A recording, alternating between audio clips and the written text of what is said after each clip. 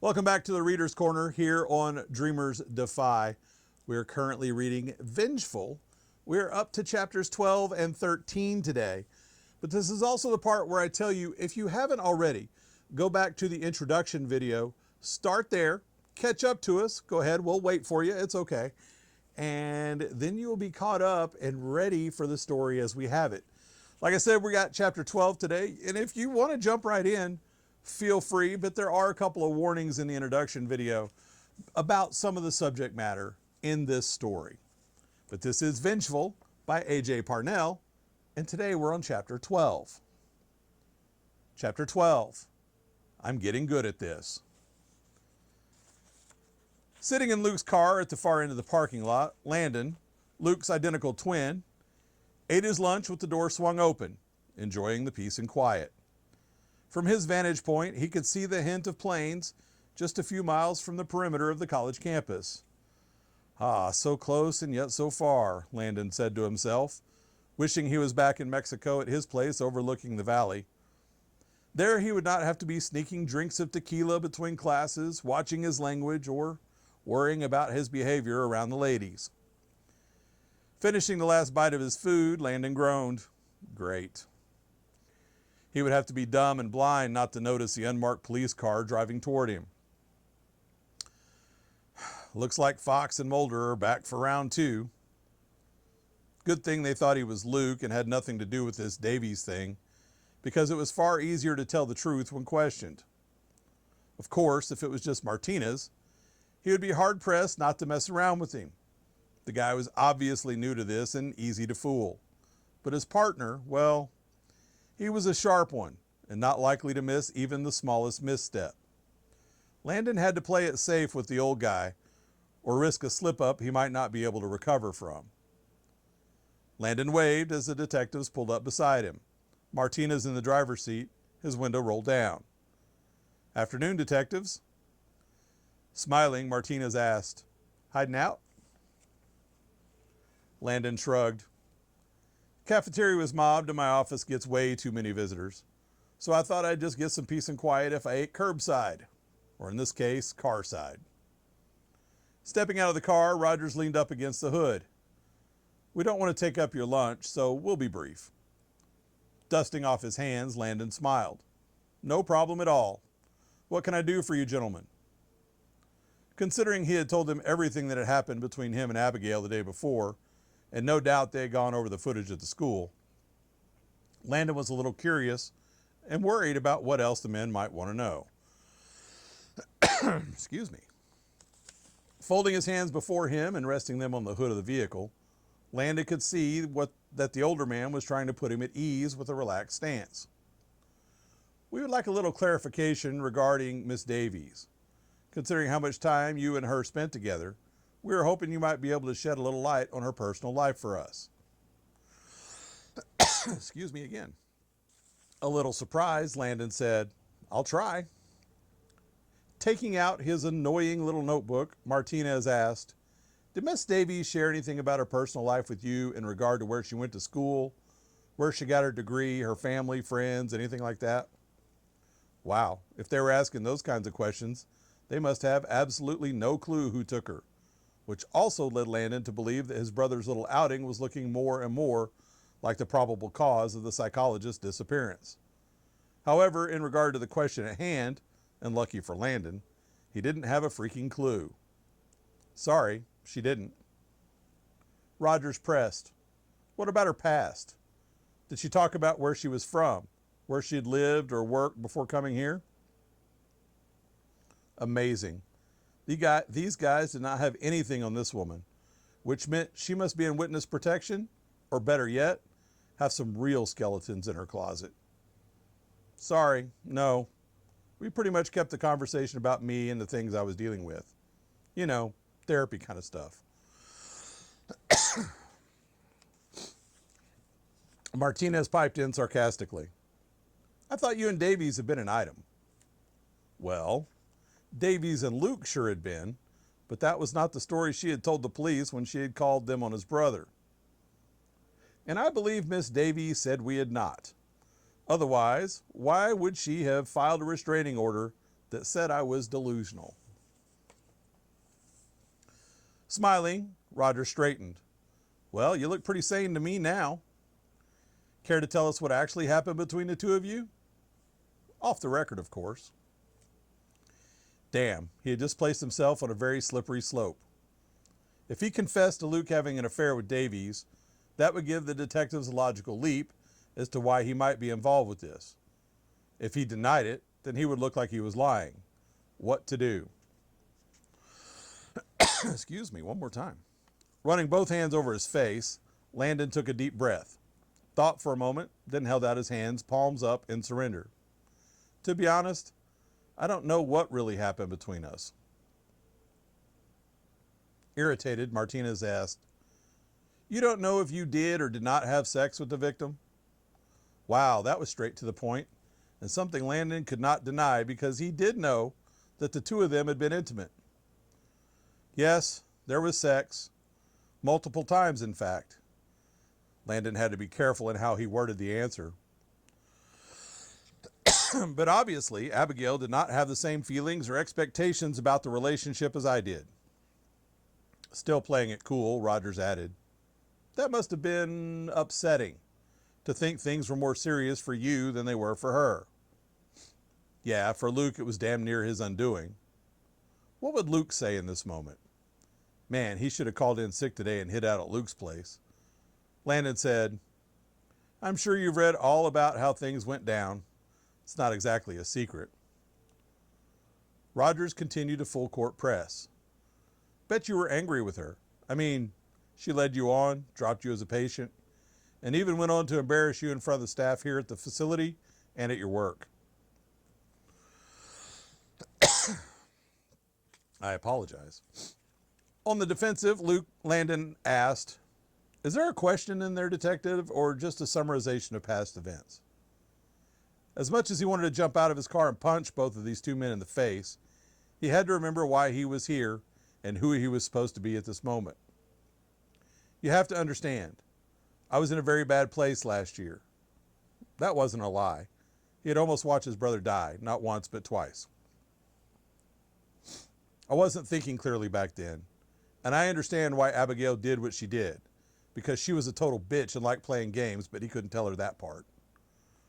Roger studied him closely while asking, So you hold no ill will towards Miss Davies? Ugh, the man was relentless. Do I like the woman? No, I don't. But I myself would not and have not done her any harm. That was true for the most part, because he had not hurt her, even though he would have liked to. Getting back to his vehicle, Rogers gave him a two-finger salute. We appreciate your time, Professor. Enjoy the rest of your day. Annoyed, Landon watched as the two men drove away. The alarm on his phone sounded, alerting him that he only had another 10 minutes before he had to head back to class. He was grateful Luke had only asked him to cover these classes for 3 days, because at this rate, it was going to feel like forever till they met up and switched back to their own lives. Worried, Landon hoped that he had convinced the cops that Luke had nothing to do with Davies' disappearance, because unlike himself, Luke was a horrible liar, and most certainly did not have the poker face to play this very tedious game. Chapter 13. Did I say that out loud? Pacing the perimeter of the cage, Abigail watched Luke as he checked the tie-downs on the tarp that continued to flop annoyingly against the metal rigging of her confinement. Luke had made damn sure no one would see her little piece of heaven from the air or from the ground. Funny how he had enough clarity of thought to pull off breaking into her office, kidnapping her, and setting up this fun little base camp, while still having enough sense to camouflage all of it. Abigail hated to admit it, but she was actually impressed. Nevertheless, it was time to repair some of the damage her little outburst had caused and figure out how to get the hell out of here before Luke did something she could not undo. Could I please have some water? Ignoring her, Luke gave the rope another hard yank. Luke, I haven't had anything to eat or drink since this morning. Giving her an irritated glare, Luke walked back over to the bed of the truck, opened the little cooler and took out another bottle of water and a sandwich, and returned to her, passing them through the small opening in the side of the door. Thank you. Face devoid of emotion, Luke turned around without a word and went back to the truck where he began gathering up supplies. This was not the way she had hoped things would go. As much as it pained her, Luke had dug in deep, really deep, and it was going to take some time to wear him down. I'm sorry for earlier. I didn't mean what I said. Silence. Luke was going to pay for making her grovel. It's just, I was so angry at seeing all of my things spill out onto the dirt. Luke's outburst was incredulous. Your things? Abigail could not keep her eyes from returning to the small box that once rested safe and sound on the tailgate. Luke started gathering the doll, the earrings, baseball, and tie tack, and once again stuffed them all back inside. It was everything except for his pen that she had stolen. Luke made sure she watched as he set that aside. I'm pretty sure this belongs to me, Luke said in a huff. Abigail teased, a hint of playfulness in her voice. I really did mean to give that back to you. Hefting one of the large bags onto his shoulder, Luke smiled. I think the real truth was that you were hoping you wouldn't have to. Offended, Abigail argued. No, of course not. I kept it because it reminded me of you. And as much as you would like to believe otherwise, I valued our time together. Luke shrugged, took out a tape measure, and surveyed the ground. Dumping the bag, which seemed to hold salt, a few feet from her, Luke took a good look at her, then knelt down and cut a hole in the bag. Huh, funny. They look like trophies to me. Taken aback, Abigail uttered, Excuse me? Luke added sarcastically, Oh, I'm sorry. How about souvenirs, mementos, whatever the hell you call those things you keep from your victims? Luke took out the tape measure again, walking it over to the cage, backward 2 feet, then dug a small spot in the dirt with the heel of his boot. Not wanting him fixated on that idea, Abigail tried to change Luke's thought process. You're mistaken about those things, Luke. Picking up the salt, Luke paused for a moment, hand on his hip. I am? Then please, by all means, enlighten me. It's complicated, Abigail said and bit her lip. Luke set the salt down by the fresh mark he made. I've lived complicated, taught complicated, survived complicated. Watching the bright white mineral spill out of the bag, Luke wiped sweat from his brow. So I'm pretty sure I could get the concept if you dummied it down for me. No doubt he could, so she needed to be very careful with her explanation. You're right about those items being from a few of my past patients. Eyes sad, Abigail continued. However, they're not trophies. They're reminders of my failures. Luke began to angrily shake out some of the salt, creating a thick, white line. Oh, so I'm a failure. Great. Luke gave a sharp laugh. Damn it, this is not going the way she had hoped. Oh, God, no, that's not what I meant. You're not a failure. You're an amazing, loving person. That's why I... Holding the bag upright, Luke stopped pouring the salt along some imaginary line he was tracing. You what? Fell in love with you. Angry now, Luke flipped the bag back over and continued his journey around the cage, making a huge ring with the salt. Do you ever get tired of lying and trying to keep your story straight? Luke, you know why I filed that restraining order and lied about our relationship. Running out of salt, Luke gave the bag a final shake. Yeah, because you were afraid of me, or at least that's what you told the police. When in truth, you were just covering your own ass. I didn't care that my world was crashing down around me. Making sure to keep her voice gentle, Abigail assured him, I did care about you, Luke. My God, I still do. From the look on Luke's face, he was not buying her story. Is it so hard for you to believe that when you came to my office declaring your love for me in front of my staff, my colleagues, that I might panic? Marking off another 2-foot space away from the first salt ring, Luke answered, No, actually I thought that the woman who had sworn she loved me would be there for me while everything was falling apart, because if things would have been reversed, I sure as hell would have been there for you. No doubt, because that was exactly the kind of man Luke Bolton was. Not everyone is as brave or as moral as you are, Luke. When I saw everyone's eyes on us, I wanted to reach for you, to hold you, but my fear stopped me from going to you. I was terrified that I would lose my license if everyone found out that I had been involved with one of my patients. Snagging another bag of salt, Luke began pouring another circle onto the dirt. Abigail wondered what the hell he was doing. His hand steady, Luke walked backwards as he watched the white salt stream steady out of the bag. I might have understood your reaction in the moment, but not in the weeks after that. Ah, yes, the unfortunate incident at her office. Abigail had to change tactics. Otherwise, people like Tricia would have seen right through her interactions with Luke. Still, she had not been able to stop herself from reeling Luke in several more times, promising him that she was ready to go public with the affair, to repair the damage she had done to his good name and career, just to change her mind and back out of her promises. If Luke hadn't already been so off balance from recent events, she would not have perceived him as such a danger. Luke continued. I had agreed to keep everything secret, not to do anything to damage your career. I even asked if you could just go back to being my therapist to help me through Emily's death. But you just kept promising to help, then cut the rescue line when I reached for it. Luke finished pouring the new salt line, and Abigail could see it was a larger circle that encompassed the first. He was having a full-blown meltdown, and she did not want to be anywhere near the fallout. I'm so sorry, Luke. I wasn't prepared for all the questions. Furious, Luke threw his bag of salt in the dirt and stomped over to her. Questions? From whom? No one knew about the affair. No one would have questioned you helping me. Even if after the restraining order, if you would have just told them it had been a horrible misunderstanding. Vulnerable, Abigail wrapped her arms tightly around herself and cowered in Luke's shadow as she said softly, Oh my God, you really don't remember, do you? Luke asked, Remember what? What are you talking about? Inching away from the front of the cage, Abigail made sure to stay out of reach should Luke decide to reach in and grab her. The day when I called the police. What about it?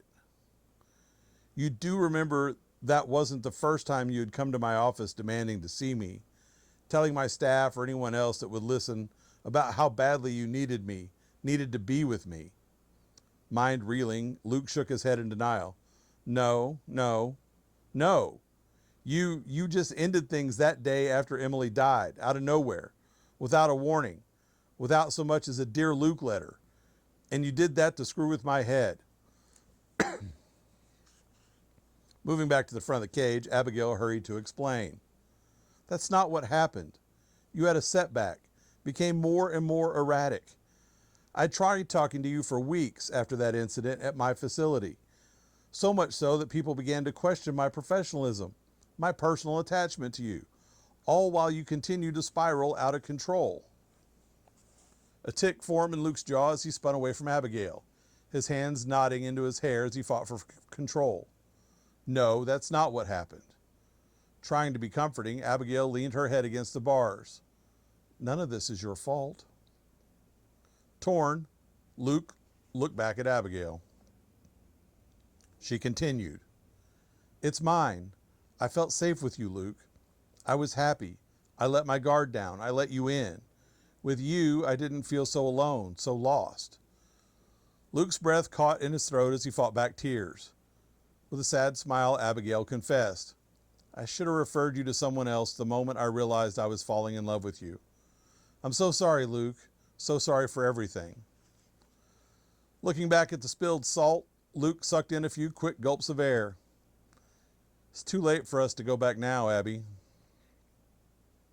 Clamping down on her grief, Abigail knew she was a long way from getting Luke completely on board. No, it's not, sweetie. Nothing really bad has happened yet. Nothing that we can't move past together. Hopefully, Luke said, his voice was just above a whisper. Together? Yes. That's what you want, isn't it? Trying not to seem eager, Abigail offered him a weak smile. Luke swallowed past the lump in his throat. I do, more than you could possibly know. Maybe it wasn't fair to use Luke's weaknesses against him, but he had forced her hand by locking her in this damn cage. There were many things she knew about Professor Luke Bolton, But the most important fact currently was the one in which Luke could not resist a helpless female in need. It was his Achilles heel, and she had to use it. Holding her hand out, Abigail beamed. Then let's go home. Mind and body weary on the verge of exhaustion, Luke took several steps towards the cage and came up short. Abigail thought, he better not be hearing those damn voices again. Or if he is, they better be telling him to take me home. What is it? What's wrong? Cowering, Luke held up his hands and staggered back. I can't take you home, Abby. Luke stood there staring up into space. From what she could tell, then he started back to the truck. Damn, she needed to know what was going on in that sick head of his. Hand shaking, Luke reached out and touched the small box of trinkets. He shut his hand into a tight fist. Jaw clenched, Luke straightened, then grabbed the box and sat back on the tailgate, holding it in his lap. Tell me about Izzy. Abigail's heart skipped a beat. She could reason how Luke might have pieced things together in regard to Emily, but there was no way in hell he could have discovered her connection to Izzy. She had made sure that no one ever would. Excuse me? Eyes full of sorrow, Luke opened the box and took out Izzy's old doll. I need to understand how she and the others earned their special place in this damn box. Cold settled into the pit of Abigail's stomach as her smile faded. Screw getting out of the cage. For now, she needed to figure out how Luke knew about something that far back in her past. She had changed names, changed identities, at least a dozen times since that stupid girl's death. The only way he could have found out about Izzy is if he had somehow been able to track down one of the other girls who had been there that night. If that were the case, Luke could know other things that could ultimately destroy her. Rage rose like bile in her throat as she stepped up to the door of the cage, pinned Luke with a hateful glare and said, "They're all dead.